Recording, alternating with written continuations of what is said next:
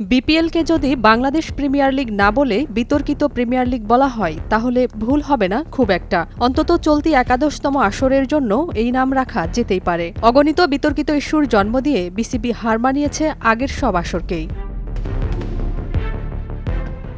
বিপিএলকে এবার শুরু থেকেই প্রশ্নবিদ্ধ করেছে দুর্বার রাজশাহীর পেমেন্ট ইস্যু। সেই ইস্যু কাটতে না কাটতেই এবারে পেমেন্ট সংক্রান্ত জটিলতার সামনে এলো চিটাগং কিংসের।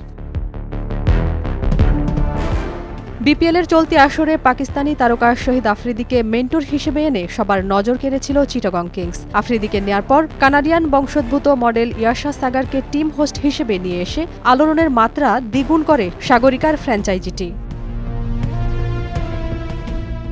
সবই চলছিল বেশ ভালোভাবেই, কিন্তু শেষ দিকে এসে কলঙ্কের কালিমা লেপ্টে গেল সাগরিকার দলটির গায়েও। শুরুতে আফ্রিদির পাওনা অর্থ পুরোপুরি বুঝিয়ে দেয়নি বলে অভিযোগ ওঠে চিটাগংয়ের বিপক্ষে। সেটি কাটতে না কাটতেই আসে তামিম ইকবালের একই সংক্রান্ত অভিযোগ। পাশাপাশি পারভেজ ইমনকে কোনো অর্থই পরিশোধ না করার বিষয়টি তুলেছিল আলোড়ন। সবশেষ হোস্ট ইয়াশার পেমেন্ট নিয়েও গড়িমসি করার অভিযোগ উঠেছে ফ্র্যাঞ্চাইজিটির মালিকের বিরুদ্ধে।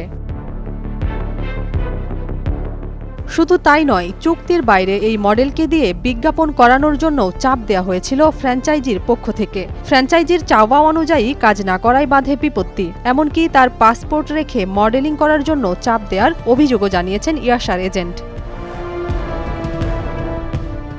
ইয়াশার এজেন্ট জ্যোতি ব্লান্ডেল এ প্রসঙ্গে সংবাদ মাধ্যমকে জানিয়েছেন, চুক্তির ৫৫% টাকা পেয়েছেন ইয়াশা। চুক্তির বাইরে ইয়াশাকে দিয়ে বিজ্ঞাপনে মডেলিং করানোর প্রস্তাব দিয়েছিল চিটাগং কিংস, কিন্তু পেশাদার এই উপস্থাপিকা তাতে রাজি হননি।